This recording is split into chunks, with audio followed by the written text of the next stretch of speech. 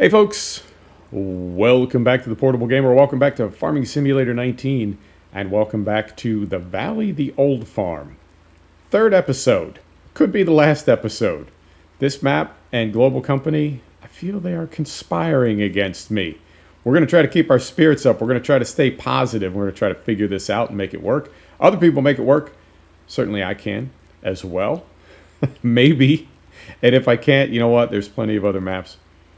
And there's this other title. Perhaps you've heard of it. It's called Farming Simulator 17.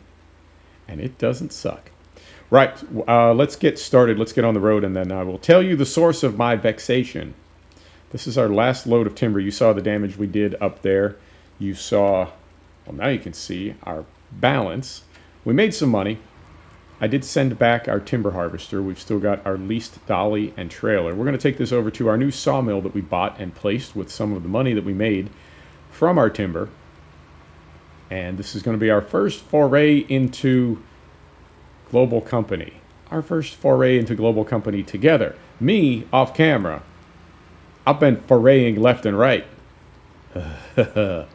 Yeah, we'll figure it out. If it can be figured out, we'll figure it out. If it can't be figured out, like I said, there's other maps and there's 17. So we got two placeables in over here. Now I went with, remember there were two little pads over here to place on. This one on our right is the pallet factory. And on the left, a little bit further up, that is the barrel factory. And then on the left, you can also, not the left, opposite of that, the right. On the right, my other left, you can see we got the Class Scorpion from the Class Platinum DLC. That's going to live here because we're going to be taking a lot of stuff off of trucks to feed to the pallet factory, and we're going to be moving pallets from the pallet factory to the barrel factory, and then putting things from both of these factories onto flatbed trucks, I think. So we'll continue rolling. Now there is, in fact I can show you, the easiest thing to do would be to show you. If we look on the map, we're going over here to where we placed our sawmill. You see this sort of, I don't know, it's like a kind of a pink brown. You'll see that color at various places on the map. Like there's one right there. Underneath where we just placed these two facilities over here, barrel and pallet production, you can see that same color. There's one right there. There is one split by a road right there. There's one right there. And there's one down by the farm. Those typically represent smooth, flat areas where you can place things. They're clearly intended to have placeables put in them, even if they're not marked like that. There's a great big one where we put the small sawmill. And then there are two others over here where we put our two production facilities. I used the two at the timber area for those smaller footprints. I think it made sense. Those things both use wood as resources in different forms, right? I think it just fits there. And you'll see when we get over to the small sawmill, that placeable area is massive. If we have a big placeable that we want to use at some point, I need that big footprint. So it has the sawmill in it now, but we'll have plenty of space left over. In other words, I didn't want to clutter it up with smaller things that can go in smaller placeable areas, and then use up our big placeable area when we need it for a big placeable thing. That makes sense? I think it did. I hope it did. What else is going on? Oh, I don't know this, but I think the map maker has done some things with grip on this map. I think they have, there's an example right there. I think they have applied the low grip, no grip areas, right? The equivalent of the ice mod. I think they have used it at various places on the map, specifically in the forest. I've got 600, 700 hours into FS19. I have never before on any map come across areas where you're just driving along and without warning and with no visual cue, the tractor just jackknifes, trailer turns 90 degrees and everything flips into a quivering heap. Unrecoverable, you have to reset. I'd say that happened about a half dozen times in the forest area. There are also like 45-degree angled roads. Not up and down, I mean side to side. It's over the top. And when a map maker does that, I never know if that's meant to be realistic, if it's just a different interpretation of what a forestry area would look like in real life. Maybe they're having a laugh. It's an inside joke. I don't know. It's like the traffic on Sandy Bay. Why does the traffic go so fast? Why does it ram you? And to be told, well, you can fix it in the XML. And I don't want to have to fix a map. When I get a map from a map maker, particularly one this good that obviously has a lot of time and effort and thought put into it, when I get a map, I just want to play it. I don't want to have to fix it. And that forestry area it's too big an area to fix, right? The traffic in Sandy Bay, we can go into the XML and make the edit, but the idea of going into the forestry area and resculpting side hills, right? And it really was bad. I tested it. I thought, well, maybe we've got this little Valtra N. I tested it by taking in a quad track at 500 horsepower, and it still could not get up some of the hills with a load. So, and those are, in that case, I do mean front to back, not side hill. I mean, the hills were so steep that it could not get up them. So I don't know if that's meant to be realistic. I don't know if it's meant to be funny. I found it to be extremely tedious and really immersion breaking. And it's hard enough for me to get into 19 as it is, right? It's hard enough to enjoy this game on a good day, and then you throw in kind of an obstacle like that, an immersion breaker like that. Ugh. Now I realize when I play FS17, I don't think ever have I said about FS17, hey, let's just play and have fun. That sort of naturally happens with 17. I find myself saying in 19 all the time, let's just make this our fun map. Let's just have fun. So I'm not down on this map yet, but the forestry area really threw me. And Global Company, there have been some things about Global Company that have also perplexed me. And I'm curious.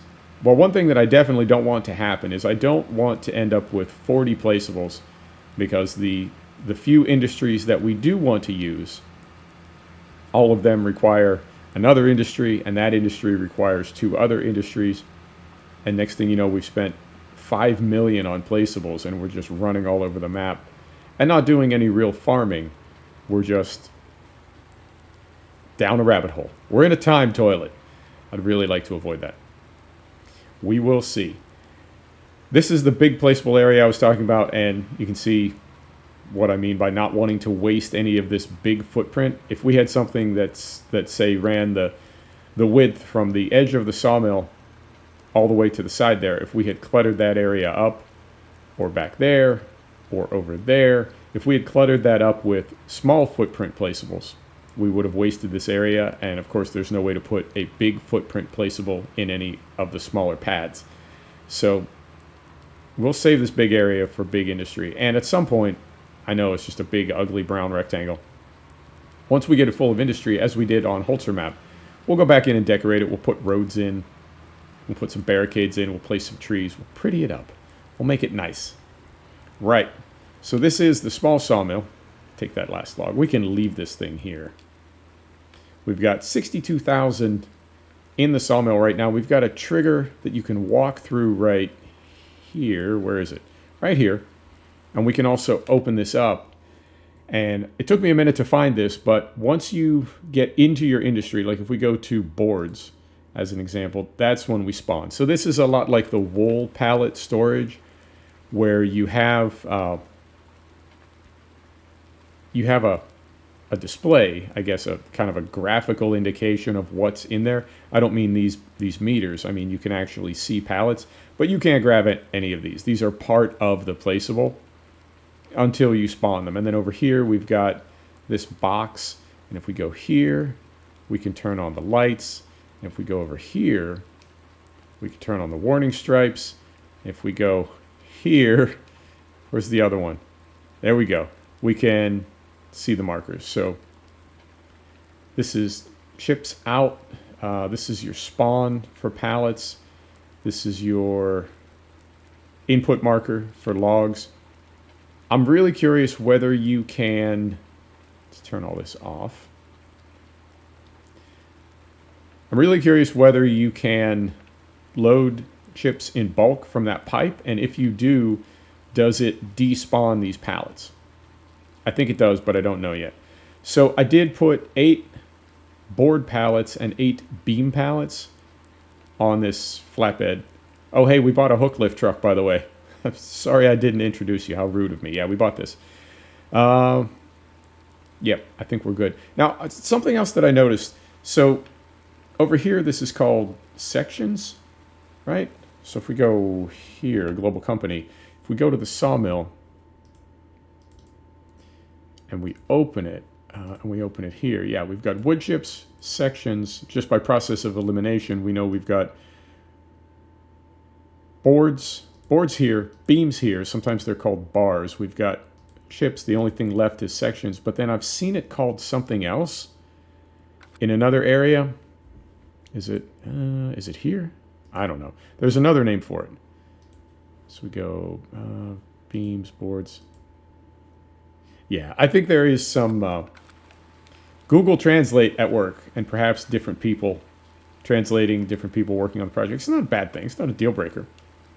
It's just going to take a minute to figure out what goes where. I know beams and boards definitely go to the pallet factory. We're going to go there now, get these unloaded. Now, I tried this several times. What's happening? Get up there, sir. Get up there. I tried this several times with the CSZ pallet forks and had nothing but trouble. Bugged out, game crash. So we're going to try it with just base game and see if that is any better. And I didn't see any global company specific pallet forks that you need to unload these. But you'll see when we try to unload them with the telehandler, we do get an attached option. And I don't know if that is, I don't know. There's going to be a learning curve. And as I said when I started the video, if there's too many things conspiring against us between the Valley of the Old Farm and Global Company and FS19, you know, man, I got like 50 titles. We don't need to, I don't need to frustrate myself, and I'm not going to post videos for you where I'm like pissed off and trying to keep myself together. It's a gaming channel. Let's play games and have fun. So if we can't get this map working, if we can't get Global Company working, it's no big deal. I mean, I'll give it a good effort, but if it seems problematic, or if the learning curve is too steep, we'll open up another map in 17. We could even open up an old map. I had some feedback. Several people said, "Man, it's 17 is where it's at, and you would be better off playing an old map that everybody's seen before in a new way, right? Like start a new save game, play it your way, play it on your new tower, whatever. Just bring some new life into it, even if it's a map that people have seen before. If it's a good map, they're not going to mind seeing it again." So plenty of possibilities. I know we're not seeing a ton of new maps for 17, but it's still, I don't want to say the superior sim. I think it suits my play style better. That's a good way to say it. And I think you as an audience, based on the feedback that I've heard from you, I think it works better for you as well. But 19, you know, like I said, driving up the hill. Let's just have fun. And sometimes I don't know if it's worth the effort. So we'll give it a few more episodes. We'll see if we can get things working. But, I mean, if you're seeing this is a, hang on, this big swing here. Here's how this works. If I'm recording a video and it all goes tits up, I generally stop recording. So if you're seeing this at all, if I posted it at all, that means I got to the end of it. If I didn't get to, oh, man, careful. If I didn't get to the end of it, there wouldn't be anything to post, right? So you couldn't be seeing it. So if you're seeing this, you'll see the rest, and that means we made it to the end. But what you don't see is all the ones that I deleted, because I started recording this like half a dozen times, and every time something goes terribly wrong, I just start again. And I don't know how many times I can do that before it begins to like creep through that I'm very, very frustrated and really not happy. I don't want you to see that. I don't want to record videos like that. And that doesn't happen with 17. 17 is just fun. It's always just fun. All right. We'll take our straps off. All right. So we've got the the thicker ones are the beams, right? Also known as bars. And then these are the boards. All right, so if we go over here, we got the same thing. We got the power box, right? And we can turn on the stripes and we can turn on the trigger markers. So we've got our bays here. This is where things spawn, but they'll still be part of the placeable. And there's our meters up there. This is our spawn area over here when we spawn something out. And this is where we drop something to put it in. Now, do we need to... I don't think we need to input anything because, like, when we took logs over to the sawmill, we just drove them into the trigger. So I think, if I can get my pallet forks working, I think we just drop things right there and we're done. What I'm not going to do is try to attach anything, because I tried that last time and it all went crazy. I think part of that may have been the CSZ mod, though. The CSZ mod has always, going all the way back to 17, has always been, it's like, it works. You can use the CSZ mod if it's the only mod you run, right? It's one of those mods.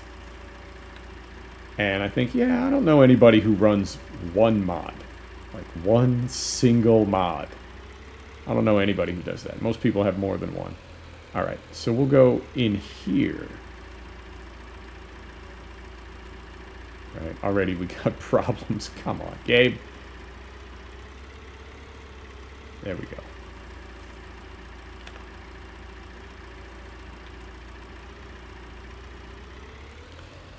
All right, I did not get the attached dialogue, so I think we just need to stay away from the CSZ mod.